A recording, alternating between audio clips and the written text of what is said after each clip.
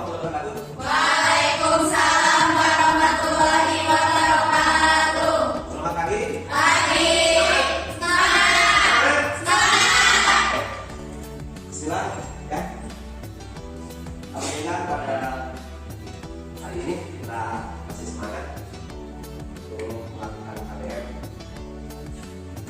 Tapi sebelum KBM mulai, mari kita berdoa bersama. Semoga apa yang akan dihadapi dan sedang dihadapi itu senantiasa diberi kemudahan Allah.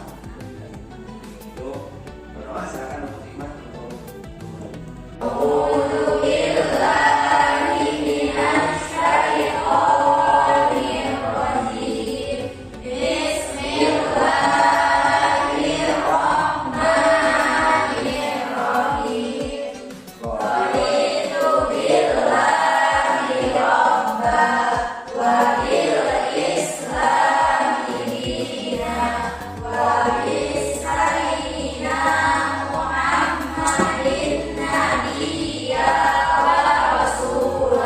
sebelum kita mulai, Bapak kenal saya dulu.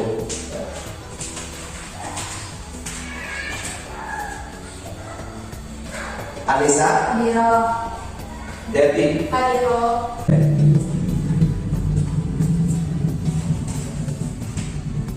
anak-anak sekalian, pada hari ini kita akan membahas tentang prinsip dan praktek ekonomi. Ya. Tapi sebelumnya Bapak akan mengingatkan kembali, sebelum ke acara ini Bapak akan mencoba ya menanyakan pembahasan apa yang kemarin kita bahas. Coba gimana? Masih ingat pelajaran yang kemarin? Tentang ya, cerita sebenarnya. Coba Rita, sebelum kita hari ini kita bahas pembahasan yang kemarin sama. Soal berapa? Ya. Anak-anak sekalian, bahwa kita sedang membahas tentang muamalah, di mana muamalah itu adalah kesepakatan antara satu dengan masyarakat yang lainnya. Jadi dalam kehidupan kita sehari-hari itu kita adanya muamalah, ya, hubungan atau hubungan sosial antara yang satu dengan yang lain. Kalau kita membahas tentang ekonomi, ya, kita akan langsung terjun dalam teori, ya. Dalam teori itu, ekonomi itu pertama ada jual beli, ya. Terus ada lagi apa? Riba, ada lagi, ya, ada lagi sewa menyewa, ya. Itu dalam konteks praktek ekonomi. Yang kita bahas kali ini, ya mungkin kalian sering mendengar atau sering menemukan, ya, pertanyaan pada hari ini, bagaimana ya kita menganalisis dari tujuan pembelajaran hari ini, yaitu menganalisis tentang bagaimana jual beli di zaman sekarang. Coba tanya dulu, ya, gimana jual beli yang terjadi sekarang ini tentang apa? Ya, online. Ya, itu. Sedangkan online itu harus kan jual beli itu harus ada pembelinya, harus ada juga harus ada. Nah, dengan jual beli seperti itu, dengan jual beli online, bagaimana menurut analis? Adanya jual beli online, adanya cash on delivery atau COD masa sekarang, sah enggak seperti itu? Ya, kita berpikir ke sana. Ya, kita ajak ke zaman yang ada sekarang. Kenapa demikian? Ya, karena zaman semakin maju, teknologi semakin canggih. Ya. Nah, gimana hukumnya itu? Praktek ekonomi seperti itu gimana? Sedangkan sudah jauh, ada pembelinya, ada penjualnya, ada uangnya. Kan pelajaran kemarin kita bahas, ya, bahwa yang jual beli saya itu harus kembali, ya, berakal dan sebagainya. Ini dengan syarat dulu. Nah, itu yang perlu kita pikirkan. Ada lagi, ya, selain itu, ada jual jual beli yang memang jual belinya sah. Jadi cuma caranya, misalkan ada kita menjual ikan, ya, di balong atau di kolam. Tuh ikan saya beli, ya, ikan saya beli di kolam berapa? Sekian. Kan itu jual beli kan kita tahu kan berapa jumlah ikannya, berapa kilo, ukuran dan sebagainya. Nah, itu bagaimana hukumnya? Ya. Sah nggak? Bagaimana hukum Islam? Ada lagi jual beli kan yang tidak tahu kita. Tidak tahu gimana? Ya. Misalkan jual beli yang belum nampak. Ya. Sekarang sering terjadi pembelian misalkan dalam satu pohon. Misalkan cengkeh, ya, cengkeh baru kecil-kecil, baru nampak bukan dan sebagainya, udah saya beli ini. Padahal belum untuk dipanen kan? Ya. Cengkeh itu belum untuk dipanen. Sah nggak? Kan itu belum nampak. Ya. Ada lagi yang berikutnya. Ya. Kita jual beli pohon petai misalkan. Petai baru kecil-kecil, belum tua dan sebagainya, dihitung dijual. Nih beli. Nah, ya. Nah, jual beli seperti itulah yang kita bahas, ya, yang kita kaji, yang kita analisis. Apa jual beli itu mengandung riba?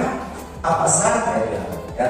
Coba aku tanya dulu, bagaimana? Misalkan kita kalau membeli tadi, ya, membeli ikan di kolam yang belum tahu, ya silakan. Bagaimana belum tahu?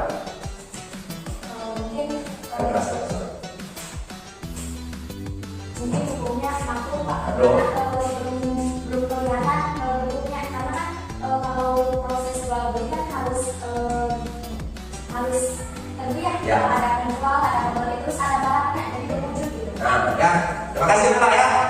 Ya, jadi menurut Mela, jual beli seperti itu makruh, ya, sebab belum tentu jumlahnya, ya, belum tentu ada enggak ikannya di sana. Padahal tadi loh. Berapa kali ada yang lain? Silakan. Yang lain? Ada? Silakan berpendapat. Oke, silakan. Hikmah.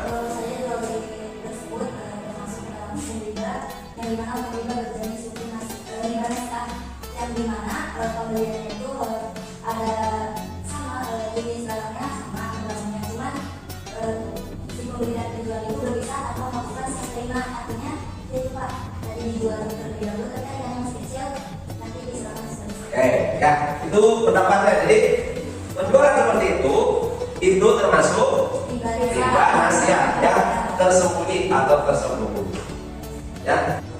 Nanti kali follow.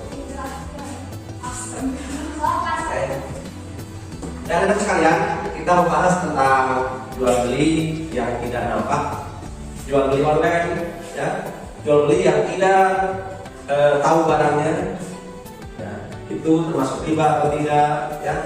Nah, ada lagi yang berikutnya, itu ya, kita adanya yang dimaksud dengan utang piutang, ya, utang piutang, cuma yang tahu aja dulu, ya, silakan. Nah. Utang piutang adalah menyerahkan harta dan benda kepada seseorang dan sedangkan akan dikembalikan kepada waktu kemudian tanpa menggunakan benda yang diminta. Oke, ya, itu. Jadi menyerahkan barang, uang, benda dan lain sebagainya kepada orang lain, ya, dengan akad meminjam, ya, dengan akad meminjam, itu pinjamannya itu mau berupa uang, ya, berupa benda dan lain sebagainya, dan itu harus dikembalikan. Jangan sampai sekali-kali kita, ya, menyebutkan kalau uang, ya, kalau uang, nih saya pinjamkan uang 10.000, ya, dengan tidak ada nanti kalau bayar pergi saja 1.000. Nah, itu yang tidak boleh. Yang 1.000-nya itu ya termasuk riba, ya. Nah, itu jadi akad bersangkut paut antara jual beli, riba, utang piutang dan lain sebagainya. Bagaimana sekarang kalau pas di akad tidak menyebutkan kelebihan, ya, tapi ketika dikembalikan ada kelebihan. Yuk, yang mau jawab silakan. Bagaimana kalau pendapat? Ya, dari silakan. Ketika mengembalikan dikasih kelebihan, ya, haram. Ya, nah, pendapat dari haram. Yang lain? Siapa?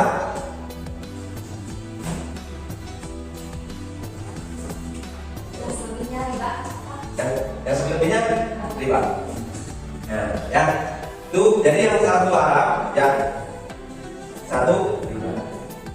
Anak-anak sekalian, kalau jumlah di akad tidak disebutkan, terus ada yang kelebihan dari yang membayarkan, dari yang berhutang, berapapun besarnya, atas inisiatif sendiri, atas keriwaan sendiri, itu boleh saja, ya, tidak termasuk riba, ya. Kalau ada inisiatif, ya, kenapa? Karena di sana ada unsur tolong menolongnya, ya. Dengan tidak menyebutkan, yang penting di akad jangan disebutkan, ya. Kalau di akad kita berhutang terus disebutkan, maka itu adalah riba. Kali dari anak sekalian ada yang mau bertanya, silakan. Silakan. Iqbal. Bagaimana cara pembayaran hutang jika yang mengutangkan itu sudah meninggal? Bagaimana? Cara membayar utang pada si pemberi utang.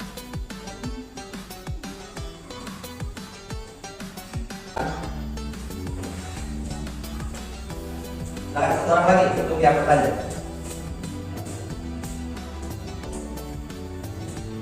Ya? Oke, Bapak langsung bahas saja mengenai hutang-hutang. Bahwa hutang itu harus dibayar. Nah, bagaimana kalau seseorang atau si A berhutang kepada si B, kemudian si B, si A itu, si B ya? Si B meninggal dunia atau yang berhutang meninggal dunia, maka ya, kewajiban hutang itu seorang yang sudah meninggal tidak boleh, ya, meninggalkan hutang. Bahkan untuk langsung, ya, kumpulkan data sebanyak mungkin. Silakan pendapatnya masing-masing, baik berpendapat, ya.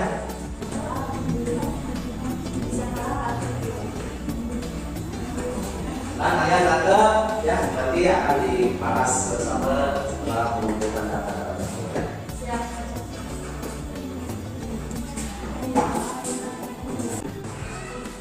Oke, nah sekalian, setelah kalian mendiskusikan berbagai macam permasalahan yang ada di masyarakat atau temuan-temuan yang ada di lingkungan kita, ya, di sini ada yang mengatakan atau yang menerangkan tentang jual beli online-nya.